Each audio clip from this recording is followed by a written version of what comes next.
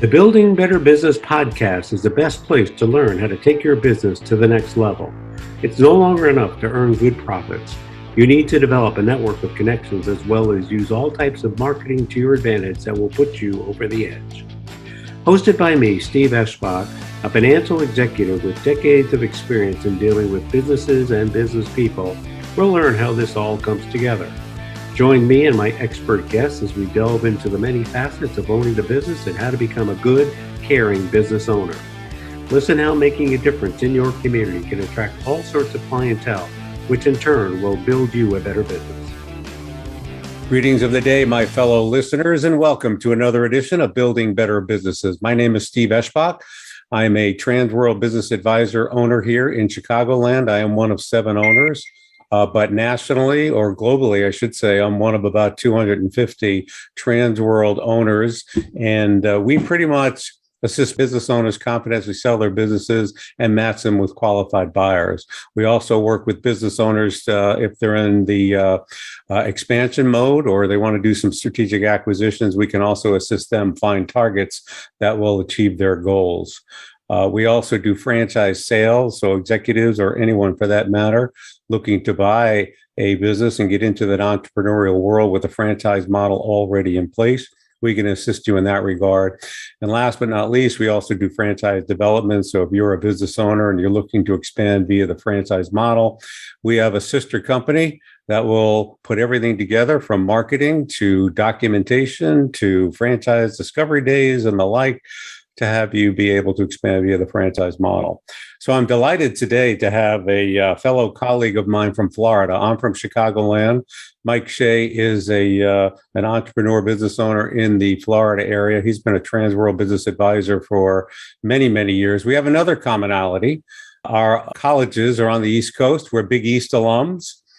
He's from Providence. I am from the University of Connecticut. We will keep all that conversation for another time because we can butt heads. Go ahead. For basketball season. Absolutely.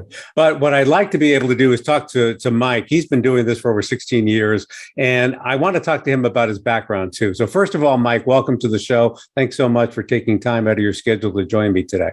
Thanks, Steve. Thanks for having me. I'm glad to be here. Great. So tell me a little bit about where you are today. You are a Transworld business advisor. You're an owner of an office. Is that correct?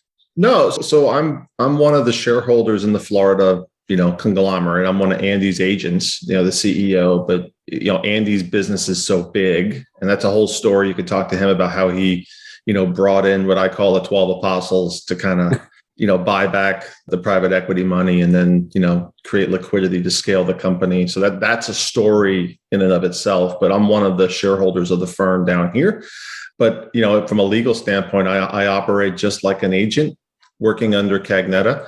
I was in Orlando for, 15 and a half years and then moved 45 minutes west into a little town called Lakeland, which is in between Tampa and Orlando. My wife's an executive at a hospital here. So just, I actually twofold, needed to get some quality of life for her because the commute was killing her. But also I saw a direction in the market that I think, physically that part of the state's going to grow with all the growth that's happening in Florida. And it was an opportunity to test some of the theory of that I espouse on my soapbox from time to time. So far it's working. Yeah, interesting. You mentioned that many of the business owners here in Illinois, the reason why they're selling is they want to move to Florida. But that, again, is a story in and of itself. Before we get into where you are today, Mike, let's talk a little bit about your background, because your background is very, very interesting. You have a military background. You had a desire earlier on to become a teacher. You have I think your degrees in history. How is your upbringing in terms of family influence, like mom and dad and any other family members when you were a small child? How did that influence where you are today? So I'm one of 5 boys, a prototypical Irish Catholic family. My father was the son of an immigrant, Irish Catholics in the Bronx. My grandmother wasn't even a U.S. citizen. My father's family had 5 boys. My uncle had 4 boys. It's kind of the way we do it. If you go and look at my father's family, 2 became doctors. 1 became the equivalent of a Catholic male nun, what they're called brothers. 1 was an engineer, and then 1 joined the Navy at 16 and became a photographer for Nixon. That's an interesting story. But the immigrant family coming from Ireland in the early 1900s, leaving the depression that was Ireland, and then, living in, what you call the ghetto, but, the Catholics kind of congregate around the parish. They go to the Catholic school, they go to the Catholic high school. And then my father became a physician by luck. He was going to be a teacher. And somebody sent in an application to med school back in the old country without him knowing it. And fortuitously, he got accepted to a med school in Ireland, went back, and then came back and practiced medicine, and then moved us around. Back then, doctors were paid by the piece. They were entrepreneurs. My dad liked to tell me that, he was living in the basement with a picnic table for a chair, and the garbage man made more money than he did. He was an anesthesiologist, so the family business was passing gas. And moved us to the Jersey Shore, put us through Catholic grammar school, Catholic high school, and then, obviously a Catholic college. And, he was born in the Depression. So that Depression mindset permeated the household. He knew what poverty was. So the value of a dollar was drilled in. And I appreciate that now, but generationally, he understood. And, we would shop at flea markets. We would go dumpster diving this is the town physician doing things like this. And, but it was born out of an experience.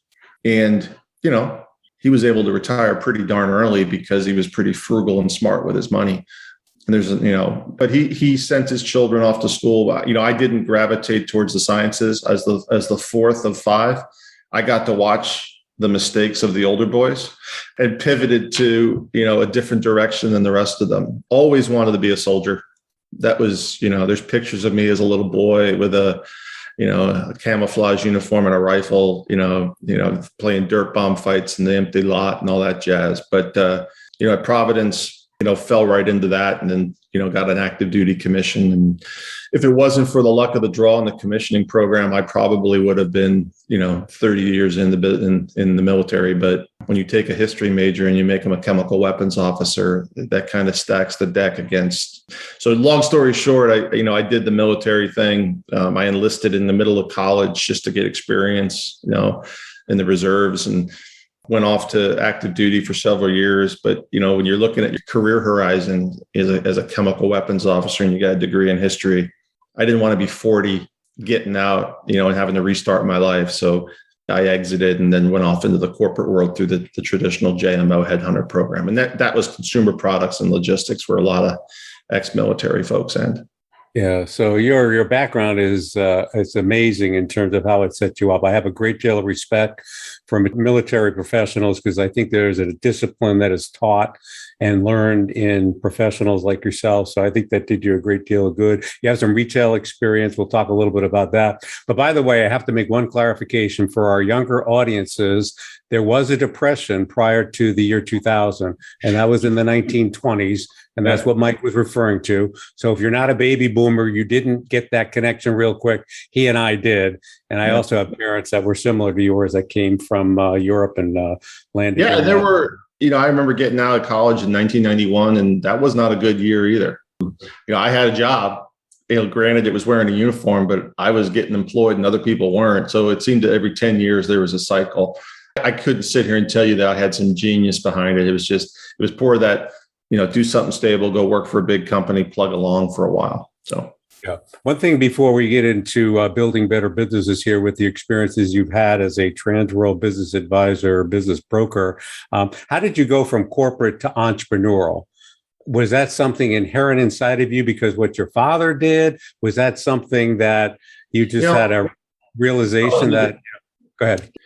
Was born out of necessity. I mean, I was a corporate guy, and, in the military, they teach these ethical planes, and the reality, I'm not going to go into where the situation was, but there were some ethical battles. I'm not known for being the most tactful player. My father's neighbor was a corporate guy, and he used to tell me, Mike, you'll never be a corporate guy. You just can't fit into that world, because there's situational ethics there from time to time. My wife used to tell me, was like, why can't you just shut up? There were things that I just could not shut up about. So I had reload here with a corporation and was doing some restructure, and it just didn't work out culturally. And I was out of a job. I went to Transworld, going, all right, I got to figure this out, find a business to buy, or actually my realtor had referred me in. And it was 2005 when I did that. And in 2005, you could throw bubble gum against the wall and it would sell. Exchange rates were great. Orlando's, a hub for that. And I was like, okay, how do I make this work? I studied the people in the office. I went to the training class in Fort Lauderdale. Back then it was, over by the airport, not just down the street from where it is now, but it was in a tin building. We were still using like dot matrix printers, believe it or not. Andy really hadn't leveraged up on capital because we were bootstrapping. And I went back to Orlando and I was like, okay, what do the customers want? What meets my economic needs? I was doing I used my liberal arts education, did a little Marcus Aurelius and went, how do I solve the problem and what's the need? And then I started selling. I think my first year I sold 18 lawn services because they had no land. What I took away from training was landlords and lawyers kill deals. So I went, okay, how can I avoid that? Right. Because I need cash flow. Don't have income, need cash flow, got a baby, another one on the way. How am I going to fix this? And all right, lawn care companies flip, service the immigration market. And I became the lawn guy. And that cascaded into other service businesses. And what was happening in the market were all the other brokers, because it was so good, they were pivoting up to bigger deals. And I ended up getting all these little deals, which is an important there was no genius in this. This was just, hey, I need a steady paycheck. And in hindsight, because 2005, 2006, the Great Recession of 2008, right? Everybody else pivoted up and were doing big deals and turning away the little guy. And the little guy kept calling me. And then my competitors were sending the little guy to me. So when the recession hit, they had no market share. And I did, because I was the only one doing transactions. Literally at the time in the Orlando office, I was the last man standing and was still doing 20 deals a year because those guys don't need banks. And I was loyal in the beginning, but it was dumb luck. It wasn't some genius on my part. Well, let's talk a little bit more about that, because in what I read about you, you focus on Main Street. So first of all, let's define what you characterize as Main Street. So what revenue size are you looking at? I don't care. I generally think everybody deserves the same level of service. I think the work associated with building a business from scratch warrants that, they shouldn't be turned away. And what you'll find with good entrepreneurs as they're scaling is if they're true entrepreneurs and it's in their DNA, they won't ever stop. They may fail once or twice, but if you treat them with respect, there's like this, hey, that guy picked me up when I died. You know what I mean? Or I was struggling. So I've done as little as 25,000. As a matter of fact, Steve, I this morning I went and looked at all the deals I've done, and it was 323 through yesterday. And it used to be my average deal size was 160 grand. Now it's up to 218. That's a data point driven by the last several years. So I've always done, basically $50,000, $60,000 net, $100,000 net, selling the two multiple and kind of creating some competition for them and servicing those because they flip. I mean, the longer you get in the business, one of the things that, because I'm an old man now, the analytics and the data that we've collected allow, if you crack it open, you find out there is an annuity. It's just a long annuity. And that those small businesses tend to trade a certain number of years. Again, not something I figured out early, but at the end of every year, I would go in analytic and drill down and go, okay, why? Because you can get lost in the action on a day-to-day basis. And when you have some time at the end of the year, you go back and look at the data and go, okay, this is interesting. And then that helps you inform your plan as you evolve and manage your mix.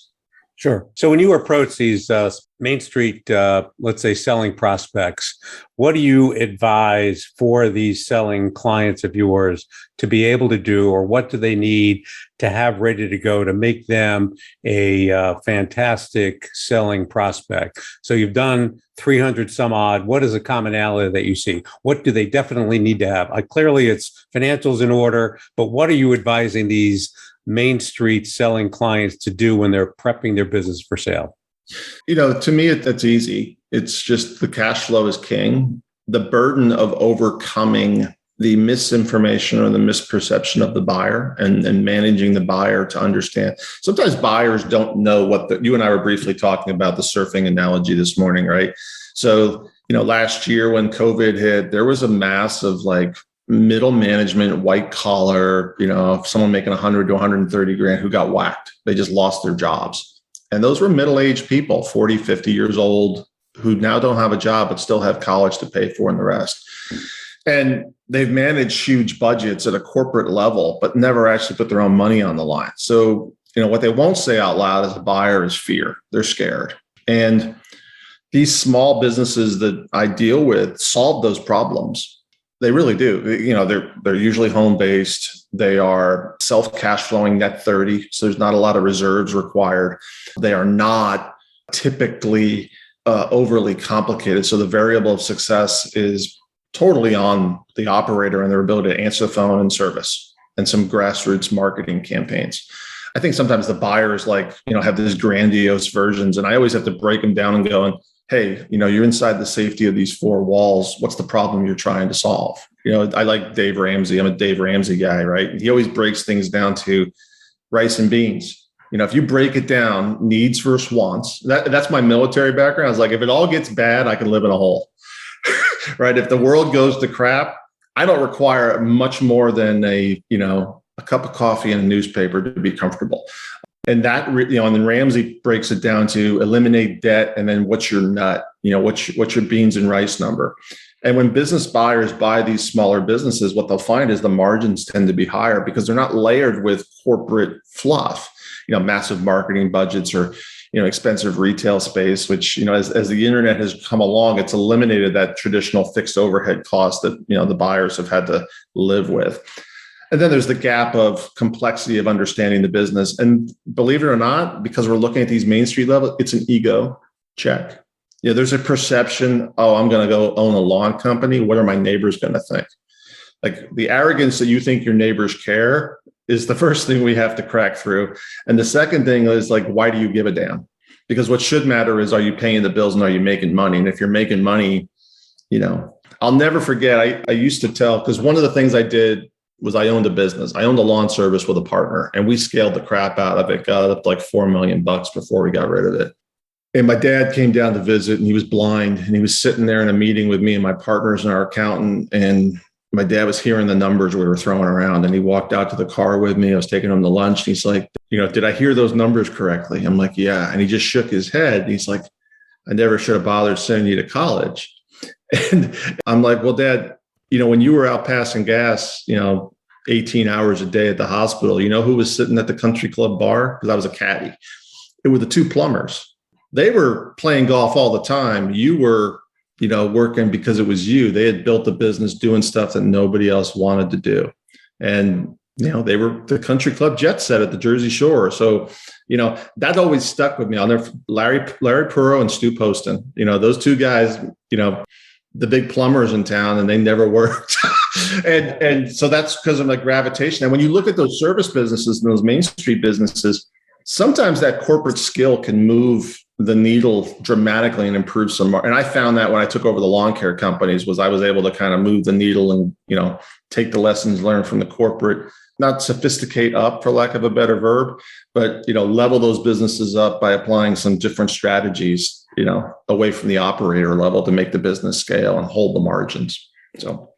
Yeah, no, that's a very, very good point. And I think what you're saying, Mike, is that you have a lot of lessons learned that once you package them together in the right way, they'll fit into a Main Street business to get it to the next level. And then you find your niche, you find your expertise, you just enhance that and just go forward. I think that's basically it, isn't it? Yeah. And also you don't get evangelical about it. When we had the lawn company, the lessons learned of scaling that thing was, I remember going, hey, we'll take X, do this, and we flipped it, we're done. And then when I got to this number, I went from 300,000 to 600,000 in revenue. The solution I thought was the solve is not the solve at 600. When I got to 2 million, that wasn't the solve. So we then went to, okay, throw what we thought was the solution out and recraft it. And there was a willingness to adapt, B, a recognition that as we scaled, things changed. And sometimes that's change driven by growth. Sometimes it's change driven by outside forces. Like Obamacare was a dramatic change for my business. A dramatic, almost catastrophic in terms of the margin shift and what it layered into cost, because it's a labor business. So it put about 10% of cost into my business model that I wasn't, the solution wasn't factoring. So you just, prepare to be flexible and deal with it. And I can tell you, like when COVID happened for me this last year or 2 years ago, when it's now 2 years, and Andy too, we took the lessons from 2008 and ran our business far more conservatively and began to manage mix and retain cash flow and reserves and formulate other revenue streams so that when a catastrophe hits, we took the shot. That's the old military planning stuff too. I'm overly cautious from time to time. And, it's just this, if it's going to happen, Murphy will happen at some point, and you just need to be prepared for it. Because when it happens, if you're stable and you have a good balance sheet, the other guy's going to collapse and then revenue shifts. That was one of the dynamics that happened in 2008 because we had owned the lawn service and everybody else was collapsing because they were growing through debt. They were acquiring equipment with interest charges, right? So when you're servicing residential housing and the residential housing market crashes and people can't pay for their lawns and you've got a debt for all your mowers and trucks, and boom, the business shifts. You know what I'm saying? And it had a requisite, we reaped the benefit, just the volume. It's like a pizza pie. It just shifted over to us because we were the only guys standing around without any debt on our business. So, Mike, if I could summarize real quickly, I think you've got to be flexible. You need to adapt. You need to take steps back every so often to kind of get an understanding of where you are, where the market is, what the competition is like, what the external influences are. So it's always an evolving process. I think that's what I'm hearing you say. Yeah, constantly. And then the other thing is have a tribe or people you can talk to. Entrepreneurs, tend to be very insular and quiet, and they don't have people to talk to that they trust. I'm a plumber, right? I don't value the guy in the suit. He doesn't add any value, right? And he's going to charge me $150 an hour, to talk to him. You got to find your tribe of people and resist the temptation to have them in your business. Like 4 plumbers don't want to be solving the world's problems. You want a plumber, you want a variety of people in different sectors because that scope of experience allows people to, which is not the way professionals are trained, for the last 30 years. The last 30 years, you go to business school, you're very insular in your training. I got a history degree. I dropped out of accounting classes twice because it just didn't interest me. And, I can read and I can write and I have a kind of a different way of looking at things. And I really think my history degree helps. I'm alone in that perception, but I'm a fan of the liberal arts as opposed to kind of, hey, you go get a college degree and, accounting. Okay. Yeah, if you're going to be a CPA, great, but that's not exactly going to help you when you're trying to sell. Yeah, no, I totally agree. I think being a well-rounded person and depending on others or relying on others or counseling with others as needed is very, very important. Hey, Mike, unfortunately, we're at the end of our time allotment. We talked a lot about a lot of different things. Is there anything that we didn't cover that you want our audience to know about right now? I think something struck me a couple of days ago is like, be comfortable being uncomfortable because that's going to keep you on your toes. And I think all too often businesses, I had my partner in the lawn service said to me, if you're not growing, you're dying. And I'm like, okay, you got that off a poster somewhere. But the healthy discomfort associated with business can be a good thing. It can really be a good thing because it keeps you honest. It keeps you checking yourself. That tribe, having the tribe around you allows you to challenge your thought and get different ideas. That's one of the things about Transworld is we do a really good job of sharing experience. And, I've been doing it 16 years. You've been doing it, what, 3 or 4? 5 or 6. I'm a veteran. But, your market's different culturally than my Definitely. market. And then the industries within my market are different. You've probably touched more manufacturing businesses than I have. It's just because you're in a manufacturing area. So there's going to be a different dynamic to what you do, and it's going to have a different deal stream. And, again, there is no cookie cutter approach. You could take pieces of gold from everybody and apply it to your model. Yeah, to your point, Mike, we here in the upper Midwest, we have a group of 12 or 15 offices that kind of get together from time to time and talk about best practices. We compare and contrast to what you do in Florida.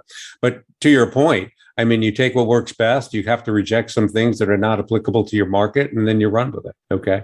Last but not least, Mike, where do we go to find out about you? We know we can find you at tworld.com, but there's other places to find more about you. How do we do that? You can find me at yourfloridabusinessbroker.com. I created another website. I really haven't figured out what I'm doing with it yet. It's called Mike Shea Sells.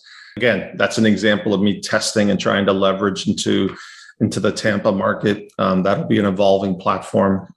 All the social media stuff, I'm everywhere. And then you just want to call me. It's 321-287-0349.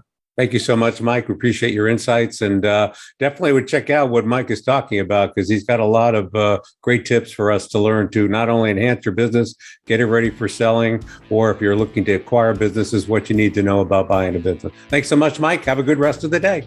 Thanks, Steve.